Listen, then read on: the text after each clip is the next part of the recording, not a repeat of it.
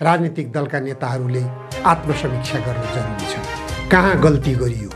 राजनीतिक दलका नेताहरू सत्तामा पुग्नु मात्रै मुख्य कुरा देखिरहेका छन्। नेपाली कांग्रेसको राजनीतिक आदर्श के हो? नेपाली कांग्रेसले आफ्नो आदर्श अनुसारको राजनीति गर्ने कि नेकपा माओवादी केन्द्रको झण्डा बोकेर नेकपा माओवादी केन्द्रका कार्यकर्ता नेताहरूलाई स्थानीय तहमा मत हाल्न, उनीहरूको झण्डा बोक्न आफ्ना कार्यकर्ताहरूलाई बाध्य गराउने?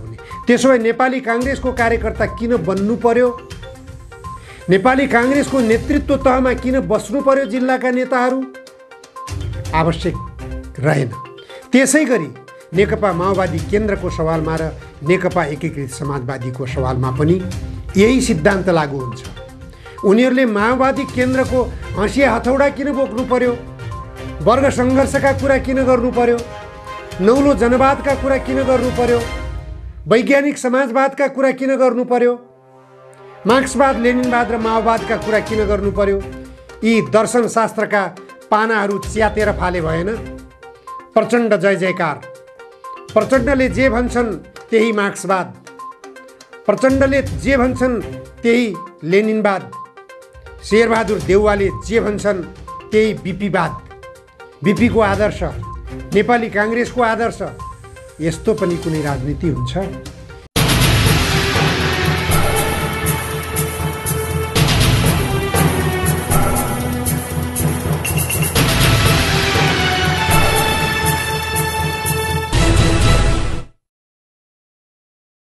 नमस्कार, जनधारणा खबरको युट्युब च्यानलमा यहाँहरूलाई स्वागत छ।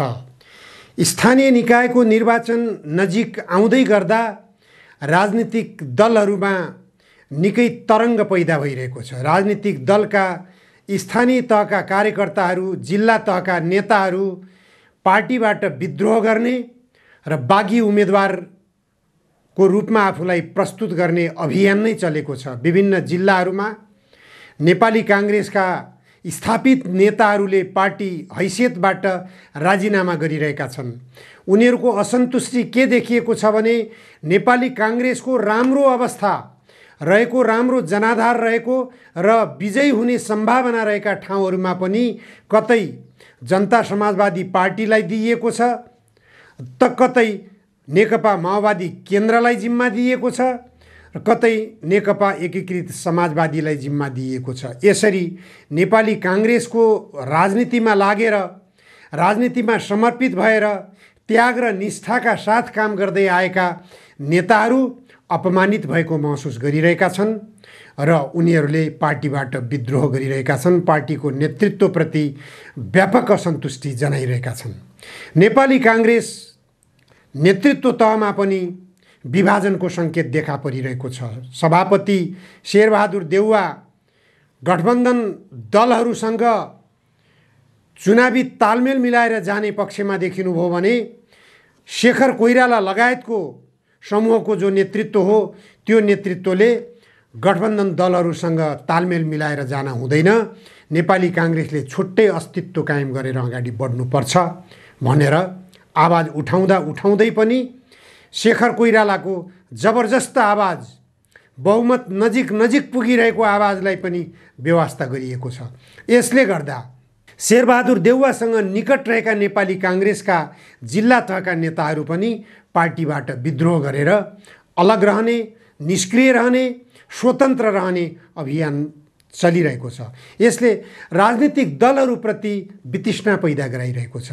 राजनीतिक दलहरूप्रति दल बाहिरका सर्वसाधारण जनतामा वितृष्णा त पैदा भएकै थियो, तर राजनीतिक दलहरूप्रति नै, राजनीतिक दलका शीर्ष नेताहरूप्रति, स्थानीय तहका नेताहरूमा, स्थानीय तहका कार्यकर्ताहरूमा वितृष्णा पैदा हुनु, राजनीतिक पार्टीप्रति नै वितृष्णा पैदा हुनुले दलीय अभ्यास नेपालमा अफाप सिद्ध भइरहेको छ भन्ने कुरा स्पष्ट हुन्छ।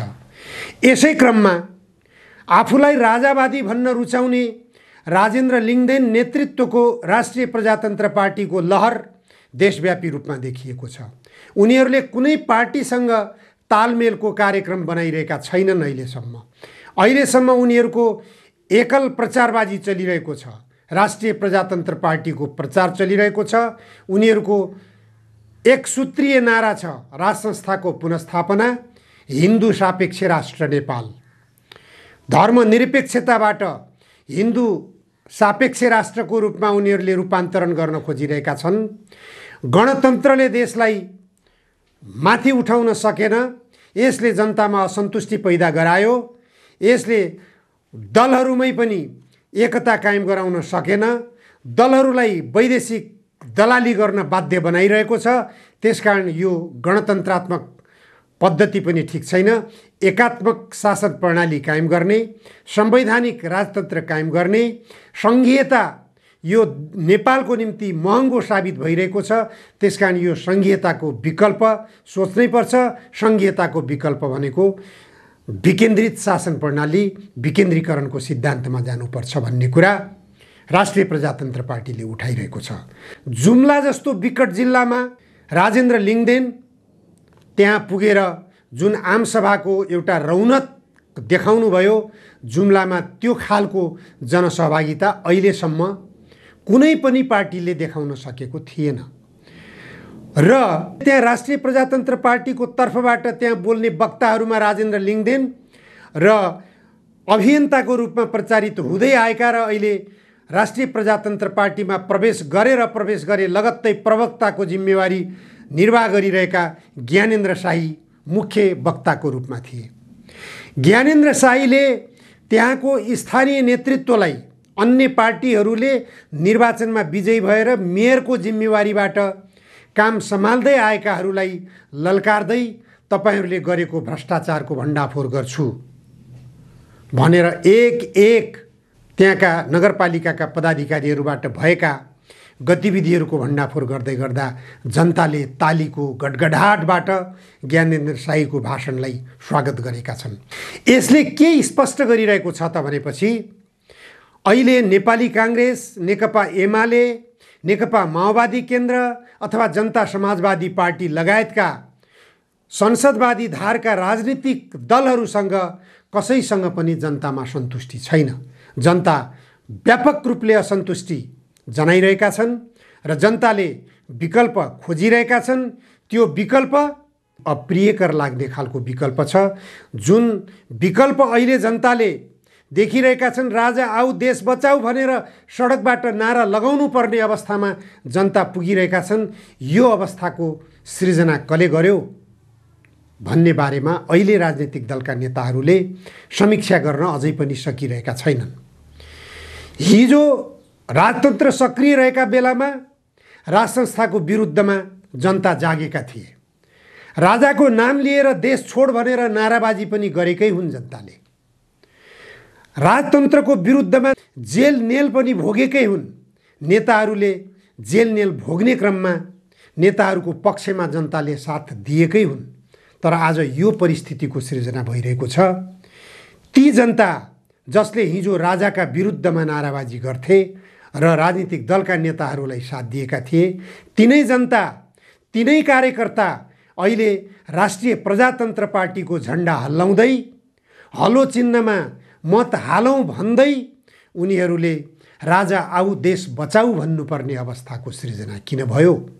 यो राजनीतिक दलका नेताहरूले आत्मसमीक्षा गर्नुपर्ने विषय हो कि होइन? कहाँ पुर्याइयो देशलाई? राजनीतिलाई कहाँ पुर्याइयो? राजनीतिमा जनचाहना अनुसारको सुधार गर्न सकिएको भए, राष्ट्रिय स्वाधीनतालाई माथि उठाउन सकेको भए, बाह्य हस्तक्षेपलाई किनारा लगाउन सकेको भए आज यो अवस्था हुने थियो। राजनीतिक दलका नेताहरूले आत्मसमीक्षा गर्न जरुरी छ। कहाँ गल्ती गरियो? राजनीतिक दलका नेताहरू सत्तामा पुग्नु मात्रै मुख्य कुरा देखिरहेका छन्। नेपाली काङ्ग्रेसको राजनीतिक आदर्श के हो?